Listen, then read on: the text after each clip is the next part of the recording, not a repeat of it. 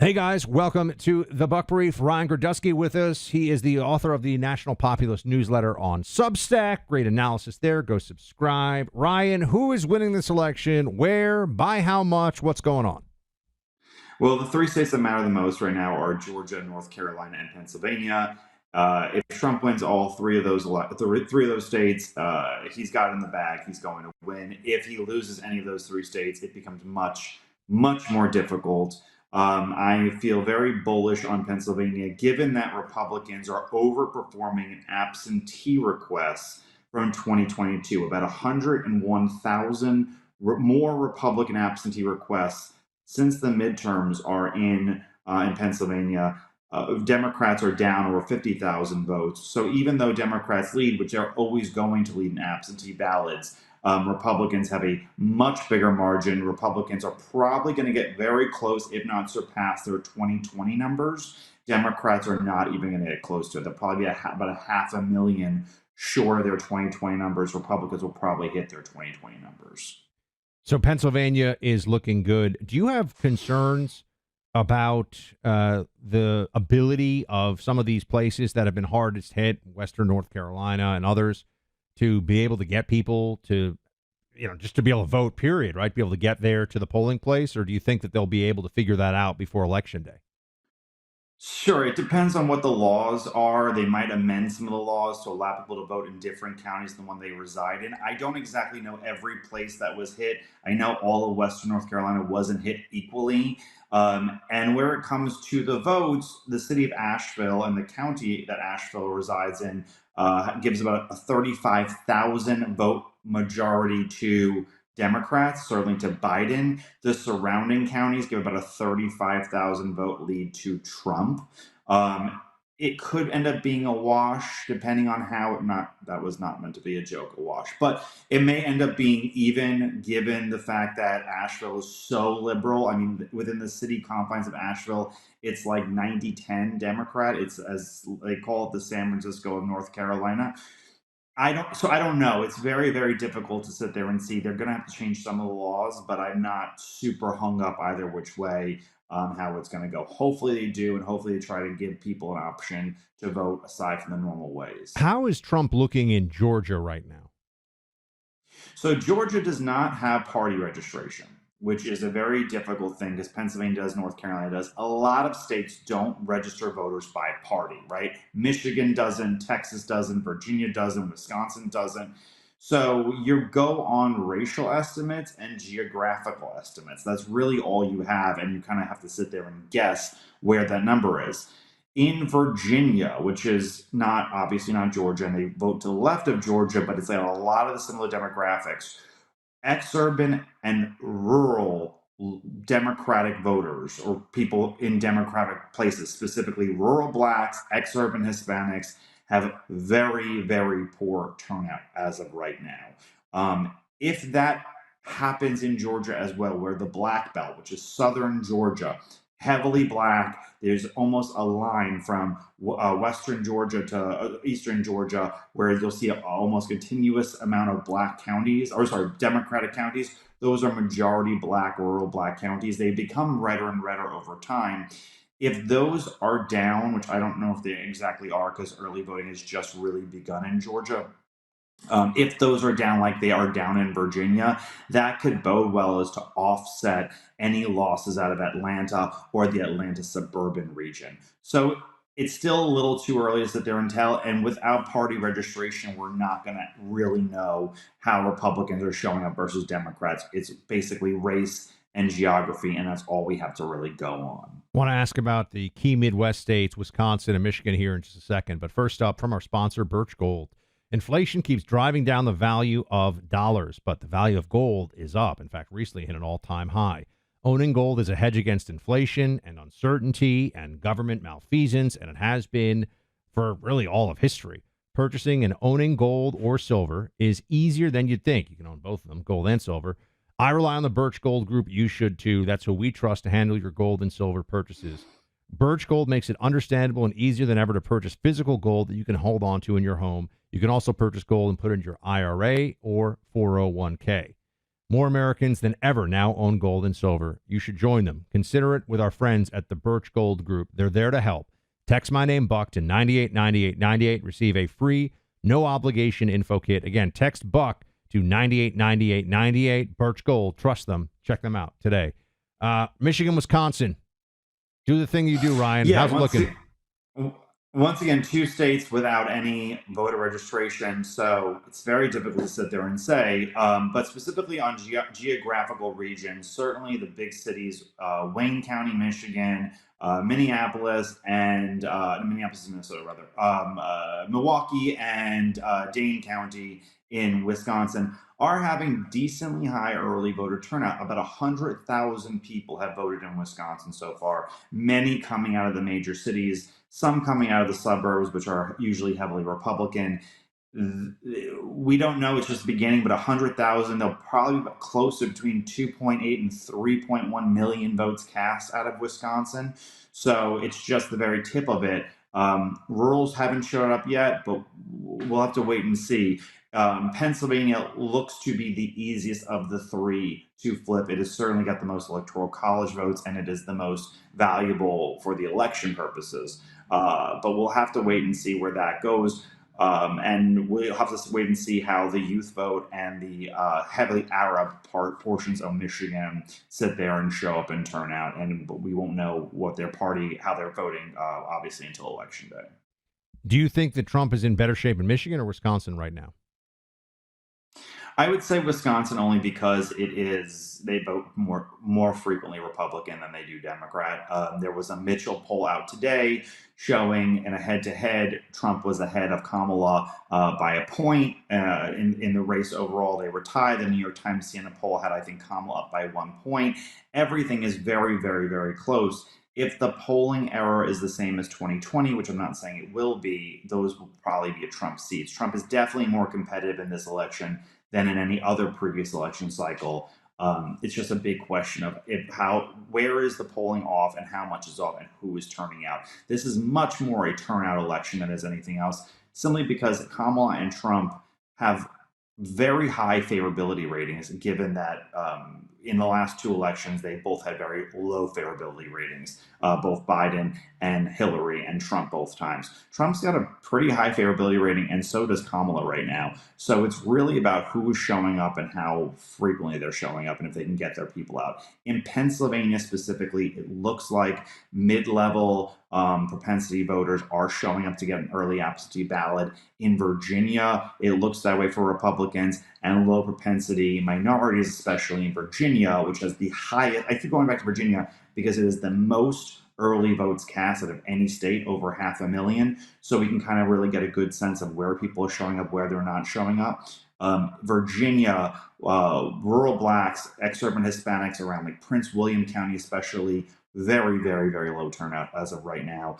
And they are not the more likely election day voters. Those are more likely early voters. So something shows a trend sign. It's usually not alone in a single state. It will carry on into other states as well. Is it clear yet that, well, actually, I'll ask you this question in a second about who Kamala Harris is underperforming with relative to Biden. I want to get to that. But first up, from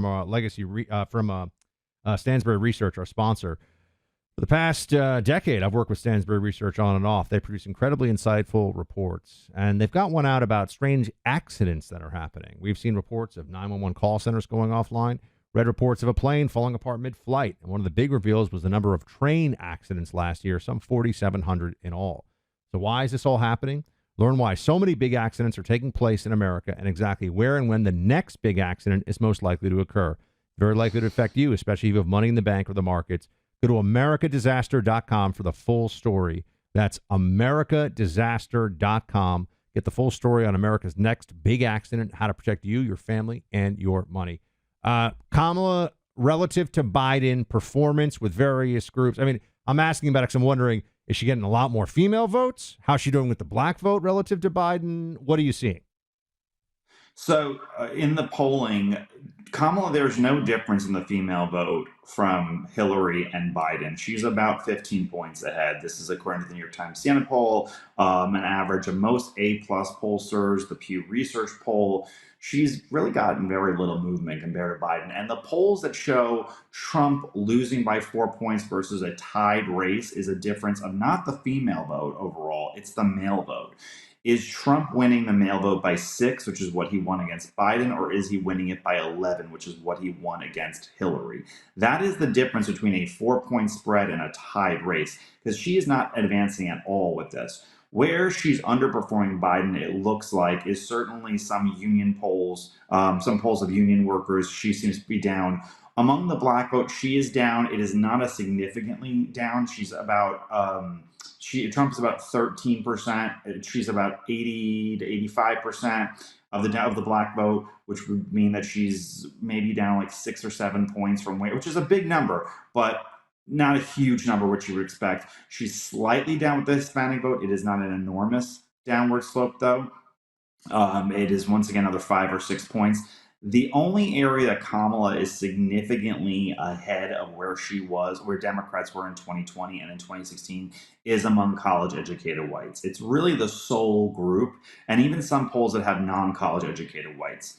Where the polls could be off, and I've written about this a lot, is that older white liberals are answering polls at significantly higher levels than they actually would be voting in. So, in the New York Times Siena poll, nationally, it has Trump winning seniors by 6 points. He won them by 4 against Biden and 9 against Hillary. So it's right in the middle. It would make sense in an election where the polls are tighter, but he's not winning, maybe like a D+2 national environment. Where the poll showed in Pennsylvania of the New York Times Siena poll, it had Kamala ahead among seniors by 4. That is not ever going to happen. Pennsylvania seniors always vote to the right of seniors nationally.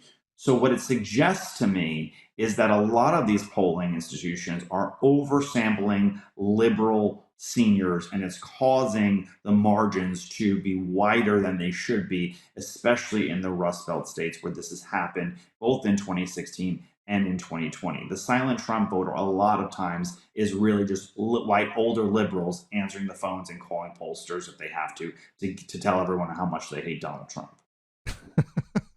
I've met some of those people, by the way. I can't tell you enough. Some of those people, exactly. Yeah, how much they hate Donald Trump. You walking down the street, like, do you realize how much I hate Trump? Like, I'm just trying to walk my dog. Yeah, you've seen it. Senate.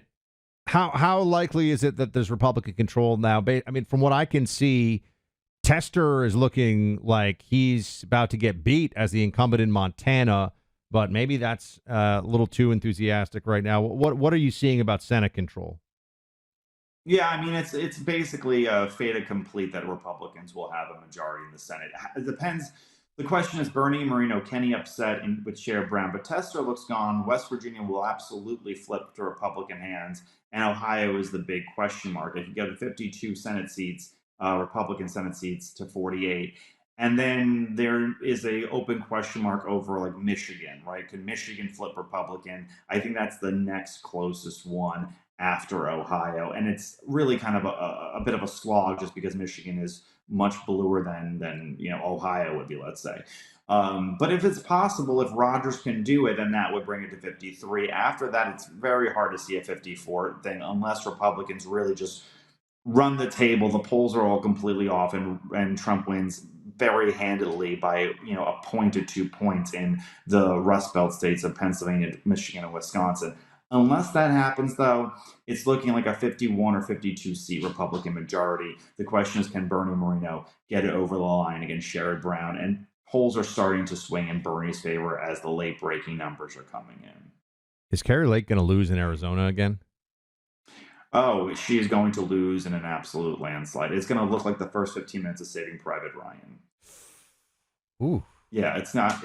She will be she is the Stacey Abrams of the Republican Party, and it is about time we stop running those kinds of people for office over and over and over again. And also somebody who is never frankly in the state. That is the biggest criticism I've heard about her repeatedly. She's always in Florida. She's in another state. She's doing media press, but she's never in Arizona. I've heard this from time and again from Republicans. She's not fundraising. And she cares a lot about being a personality and not so much a politician. But this will be there is a very, very, very strong chance that Donald Trump wins Arizona and Carrie Lake loses Arizona, which will finally, she will not be able to sit there and say Arizona was stolen from her, given that they voted for Donald Trump. And then we could finally be rid of Carrie Lake's insanity that we've had to deal with for two elections. I'm going to get a lot of interesting comments on this video from the Carrie Lake fans. I could tell you that. I mean, listen, it is the truth. I don't care if you don't like me for it. It is what it is, and I will stand by what I say. Girdusky doesn't back down. I'm going to ask you one more on the House here in just a second and what you see going on there. But, you know, fall hunting season's coming up very quickly. Bear Creek Arsenal, my friends. If you want a new rifle for hunting season, this is who you need to go with. North Carolina-based company, and they've been one of the best-kept secrets in the firearms business, but they've been doing so well as people try them, they say, hold on a second, I get this quality at this price point, unbeatable out there for firearms. I've got 5 Bear Creek Arsenal firearms myself here at home. I got pistols, I got rifles. Go check out what you can get. Go to bearcreekarsenal.com. You can save 10% off your first order when you use my name, Buck, as your promo code. That's bearcreekarsenal.com. 10% off your first order when you use my name, Buck, as your coupon code. Mr. Girdusky, one more for you. I want to ask actually about can McCormick win against Casey in Pennsylvania? You know, I see the polls tightening, and the Republicans are certainly having a good absentee ballot drive. I'm not sure, given just how much, Casey is well liked in that state. It could happen. It's not impossible. It's a very hard slog. I think that you're more likely going to see a Republican win in Michigan than Pennsylvania, but it is not impossible. And Republicans in Pennsylvania are doing the work. It is showing in the fact, listen, in 2022, Republicans led Democrats in just 2 counties in the absentee ballot results before the election was started. So they had such a heavy lead that on election day in 2022, there was almost no chance for Republicans to dig themselves out of the hole. In 2020, during COVID, it was about 12 counties. As of right now, Republicans lead Democrats in 16 counties. They are rural counties, but they are leading in the absentee vote. They shouldn't be ever leading anywhere in the absentee vote. And that number of 16 is going to go to about 21 or 22 in the next 7 days, the way the absentee ballots are already breaking and the way the numbers are moving. By election day, in the next 3 weeks where absentee ballots are being gathered, Republicans are going to get very close, if not meet their 2020 presidential numbers. Democrats are going to get 500,000 less in the absentee ballot. Now, could they show up on election day? Possibly. But could they not possibly, I don't know, maybe so. The Philadelphia Inquirer had that story out yesterday saying that working class blacks, Hispanics, and whites in Philadelphia are breaking heavily towards Trump, and Democrats are worried about it. I talked to a Democrat analyst yesterday who said the working class in Philadelphia itself, Philadelphia proper, is not working out for Democrats the way they did. And just before I went on your podcast today, the firefighters union just announced they were not endorsing Kamala, and that was the first union to endorse Biden in 2020. So could he win? Yeah. Is he favored to? No, but it's not an impossibility. McCormick would 100% do it, and it wouldn't be stunningly shocking. Let's say if, Carrie Lake did it, that would be an insane surprise. McCormick winning, it would be a come from behind victory, but it's not an impossibility. Who's going to control the House? Whoever wins the presidency. It's just going to be a matter of that. Whoever wins, if Trump can win the presidency, he will control the House of Representatives. If Kamala wins the presidency, she'll probably control the House of Representatives. It will be on that margin.